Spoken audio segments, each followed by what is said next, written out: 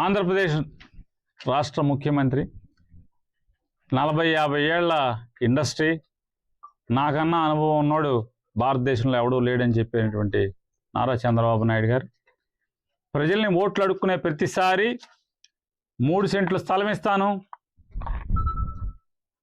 ఒకసారి 1.5 లక్షలు అంటాడు ఇల్లు కట్టుకుంటాకి, మరొకసారి 3 లక్షలు అంటాడు, మరొకసారి అంటే ఎలక్షన్కి రేట్లు పెంచుతాడు. ఆయన సెంట్లు మాత్రం 3 ఉంచుతాడు. 3 సెంట్లు స్థలం 3 సెంట్లు అని చెప్తారు ఆయన వాగ్దానం. 1.5 లక్షలు ఒక 5 ఏళ్ళకి, 3 లక్షలు ఒక 5 ఏళ్ళకి, మళ్ళీ ఒక 5 లక్షలు ఒక 5 ఏళ్ళకి, ఇలా 5 ఏళ్ళకి ఒకసారి రేటు పెంచుకుంటూ ఇంటి స్థలం 3 సెంట్లు ఇస్తానని చెప్పిన వాగ్దానం చేసుకుంటూ వెళ్తమే తప్పితే ఆయన జన్మలో ఇంతవరకు ఒక్కడికి కూడా ఇంటి స్థలం ఇచ్చిన పాపాన పోలేదు నారా చంద్రబాబు నాయుడు గారు. పోగా నాడు రాజశేఖర రెడ్డి గారు ఇచ్చాడు ఇందిరమ్మ పేరుతో. జగన్మోహన్ రెడ్డి గారు 2019 నుంచి 24 మధ్యలో జగనన్న కాలనీల పేరుతో ఆయన 10,000 కోట్ల రూపాయల పైచిలకు ప్రజాధనాన్ని వెచ్చించి పొలాలు, రైతుల దగ్గర పొలాలు కొనుగోలు చేసి ఊరు పక్కనే స్థలాలు ఇవ్వటం జరిగింది. ఎందుకనంటే ఊరు పక్కన స్థలాలు ఎందుకు అనేది అంటే, స్థలాలు పొందేవాళ్ళంతా కూడా ఇల్లు లేనటువంటి నిరుపేదలు, స్థలాలు పొందేవాళ్ళందరూ ఇల్లు లేని నిరుపేదలు. వాళ్ళ రెక్కల కష్టంతో కూలి పనికి వెళ్తామా, తాపీ పనికి వెళ్తామా, పొలం పనికి వెళ్తామా, లేదా ఎవడొకడ డబ్బున్న వాళ్ళ ఇంట్లో పాచి పని చేస్తూ, ఇంటి పని చేస్తూ జీవనం సాగిస్తాం, తద్వారా జీవనాన్ని గడుపుతారు. లేదా భర్త పొలం పనికి వెళ్తే, లేదా భర్త తాపీ పనికి వెళ్తే భార్య ఏదో ఒక ఇంట్లో డబ్బున్న వాళ్ళ ఇంట్లో ఉద్యోగస్తుల ఇళ్లలోనో ఇంటి పనికి లేదా బట్టలు ఉతికే పనికో జీవనం సాగించి పిల్లల్ని భోజనం పెట్టి చదివించి, తద్వారా వాళ్ళ జీవితాల్లో ఎలా ఉన్నాయో పిల్లలు కూడా అలాగే బతకూడదని చెప్పని పిల్లల కోసం రెక్కల ముక్కలు చేసుకుని చదివించేదానికి ఒక గూడు కోసం తాపత్రయపడుతుంటారు. చచ్చేలోపు పేదవాళ్ళకు ఒక కోరిక ఉంటుంది. చచ్చేలోపు అంటే పేదాడని కాదు, ప్రతి మనిషికి ఒక కోరిక ఉంటుంది. మనిషి అయి పుట్టిన తర్వాత చచ్చేలోపు సొంత ఇంట్లో పచ్చడి మెతుకులతో ఒక్క ముద్దన్న తిని చచ్చిపోవాలని చెప్పాను. ఆ బలహీనతని, ఆ బలమైన కోరికని ఎన్కాష్ చేసుకుంటూ చంద్రబాబు నాయుడు గారు ప్రతిసారి హామీ ఇస్తాడు తప్పితే ఏనాడు హామీని అమలు చేయలేదు.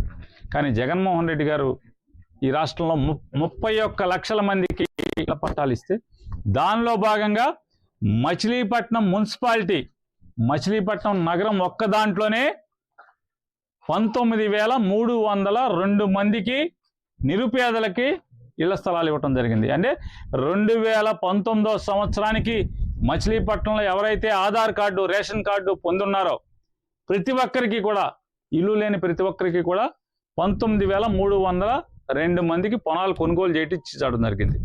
దానిలో భాగంగా మచిలీపట్నాన్ని ఆనుకుని బందర్ మున్సిపాలిటీకి సరిహద్దు నుంచి 320 చిల్లర ఎకరాలు కొనుగోలు చేసి 39 లక్షల రూపాయలు పెట్టి కొనుగోలు చేసి మొత్తం ఒకటే లేఅవుట్ కింద సుమారుగా 16,000 చిల్లర ప్లాట్లని, ఇక్కడ 16,000 చిల్లర ప్లాట్లు ఒకే లేఅవుట్లో. బహుశా ఆంధ్రదేశంలో ఒకటోదో రెండోది అయ్యి ఉంటుంది, ఇంత పెద్ద లేఅవుట్ ఉన్నది. ఇంత పెద్ద లేఅవుట్లో ఇంతమంది అంటే పేదవాళ్ళని బందర్ నానుకుని చేరిస్తే ఇది ఒక నగరం కింద అవుతుంది. అంటే జగన్మోహన్ రెడ్డి గారు ఒక ఊరు, అంటే ఒక కాలనీ కాదు ఇచ్చింది, మరొక పెద్ద మున్సిపాలిటీని ఇక్కడ ఒక ఊరు కంటే కూడా మరొక ఒక నగరాన్ని, ఒక పట్టణాన్ని ఆయన ఇక్కడ ఏర్పాటు చేశారు. ఇవాళ పేద బిక్కి అందరూ కూడా ఇల్లు కట్టుకునే వాళ్ళు కట్టుకున్నారు. జగన్మోహన్ రెడ్డి గారు ఉన్నంతకాలం కూడా ఇల్లు కట్టే ప్రయత్నం చేశారు, అన్నీ చేశారు. జగన్మోహన్ రెడ్డి గారు ఉండగా మంచిళ్ళ ట్యాంకర్లు కూడా మున్సిపాలిటీ నుంచి ట్యాంకర్లు వచ్చే ఇల్లు కట్టుకుంటాయి. 2 ఏళ్ల నుంచి 24 మాసాల్లో ఏ ఒక్కరు కూడా ఇల్లు కట్టుకుంటాకి గవర్నమెంట్ ప్రోత్సహించదు. సగంలో ఉన్న ఇళ్ళు సగంలో ఆగిపోయినాయి. ధైర్యం చెప్పరు ఎమ్మెల్యేలు, ఎవడు ధైర్యం చెప్పి మీరు కట్టుకోండి, మేము ఆసరాగా ఉంటాం, మీకు ఏం కావాలన్నీ చూస్తామని చెప్పని చాగిపోగా, జగన్మోహన్ రెడ్డి గారు ఆ ప్రభుత్వంలో మొత్తం ప్రతి ప్లాట్కి కరెంట్ వేసి సబ్స్టేషన్ కట్టి, ఇక్కడ అంటే ఎంత ముందు చూపు చూడండి, ఇక్కడ సబ్స్టేషన్ ఒకటి ఏర్పాటు చేశారు ఈ జగనన్న కాలనీ లేఅవుట్లో. సబ్స్టేషన్ నిర్మాణమే కాకుండా చుట్టూ అన్ని ట్రాన్స్ఫార్మర్లు వేస్తే మా దిక్కుమాలిన ఎమ్మెల్యే గారు ఇక్కడ ఒక ఆయన ఉన్నాడు. అంటే ఎంత పనిమంతుడంటే ఆయనకి బెజవాడి నుంచి ట్రాన్స్ఫార్మర్లను తేవడం, శాంక్షన్ మంజూరు తేవడం చేతకాక ఇక్కడి నుంచి జగనన్న కాలనీలో ఉన్నటువంటి ట్రాన్స్ఫార్మర్లను ఓడబెక్కెళ్ళి బందర్లో తనకు కావలసిన చోట తన తాబేదారులు బ్రోకర్లు ఉన్న చోట ఈ ట్రాన్స్ఫార్మర్లు చెడిపోతే బిగిచ్చే పరిస్థితి. మరి జగనన్న కాలనీని పట్టించుకునేది ఎవడు? ఇక్కడ పేదవాళ్ళ గురించి ఆలోచించేది ఎవడు? ఆలోచించకపోగా ఇళ్ళు మంజూరు చేయటానికి ముందుకు తీసుకెళ్తాకి కనీసం ప్రయత్నం చేయకపోగా నిన్నొచ్చి ఆయన మాట్లాడతాడు. ఈ బందర్లో జగనన్న కాలనీలో నుంచుని మాట్లాడతాడు. ఎంత పనోడో చూడండి. ఇక్కడ ఎవరు ఇల్లు కడతలా, ఇంకా ఖాళీ స్థలాలు ఉన్నాయి అక్కడ, ఆ ఖాళీ స్థలాలు మీరు కనుక మొదలెట్టబోతే నేను శాంక్షన్ చేసేస్తా అంటాడు. ఎవరి తాతగాడి సొమ్ము క్యాన్సిల్ చేయటానికి, లాక్కుని ఇంకోటికి ఇవ్వటానికి ఎవరి తాతగాడి సొమ్ము? మీ ప్రభుత్వం ఇచ్చిందా? అందుకే మీలాంటి దుర్మార్గులు, మీలాంటి కీచకులు వచ్చి చెరబడతారనే చంద్రబాబు నాయుడు లేదా ఇట్లాంటి కీచక మంత్రులు దుర్మార్గమైన ఆలోచనలు వస్తారనే జగన్మోహన్ రెడ్డి గారు ముందు చూపుతోనే వీటన్నిటికీ తాళాలేసి పెట్టాడు. అయ్యా మంత్రి గారు, హీన బుద్ధి మానుకోండి, చిన్న బుద్ధిని పక్కన పెట్టండి, మారండి.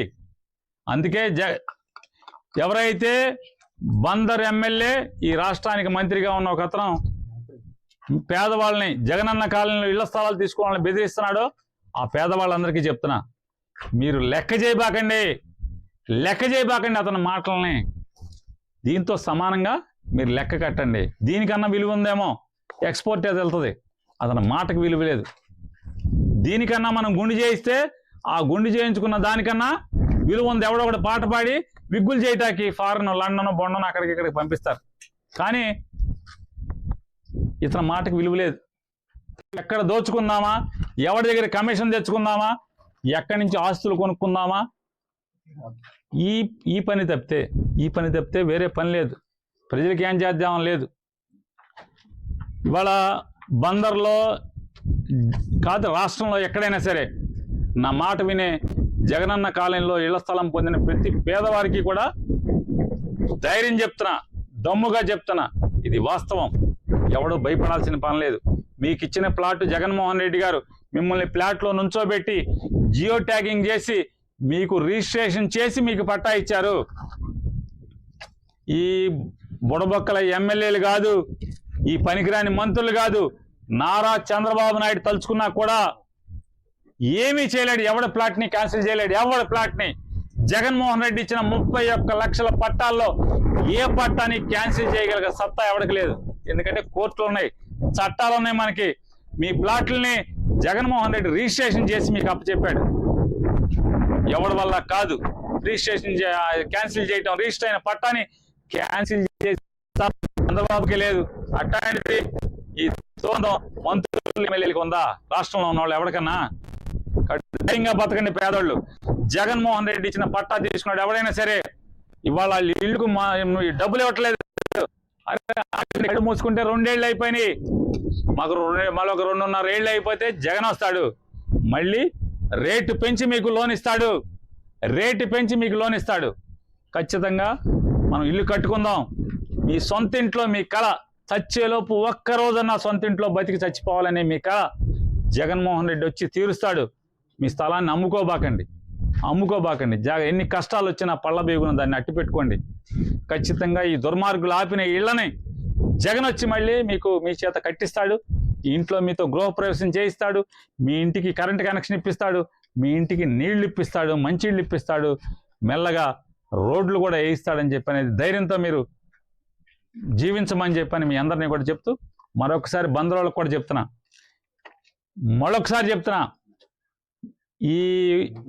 ఇటువంటి చేతగాని మంత్రులకి ఏమి ఊడేలేదు. మాటలకి చింతకాయలే రాలవు. ఈ జగనన్న కాలనీలో పట్టాలి ఇతని వల్ల అవుద్దా? ఛాలెంజ్ చేస్తున్నాం. మీకు దమ్ముగా అండగా నేముంటాం. బందర్లో జగన్మోహన్ రెడ్డి గారు ఇచ్చినటువంటి పట్టా తీసుకున్న ప్రతి పేదవాడికి అండగా పేరుని కృష్ణమూర్తి ఉంటాడు. వైఎస్ఆర్ కాంగ్రెస్ పార్టీ ఉంటుంది. కోర్టుకి వేద్దాం, ప్లేడర్లను మేము పెడతాం. వైఎస్ఆర్ కాంగ్రెస్ పార్టీ పెడుతుంది ప్లేడర్లని. హైకోర్టుకి వేద్దాం. ఎవడైతే తప్పుడుతనంగా ఈ పట్టా క్యాన్సిల్ చేయటానికి ప్రయత్నం చేశాడో వాళ్ళందరినీ కూడా కోర్టుకి ఈడుద్దామని చెప్పని కూడా పేదవారందరికీ కూడా ధైర్యం చెప్తూ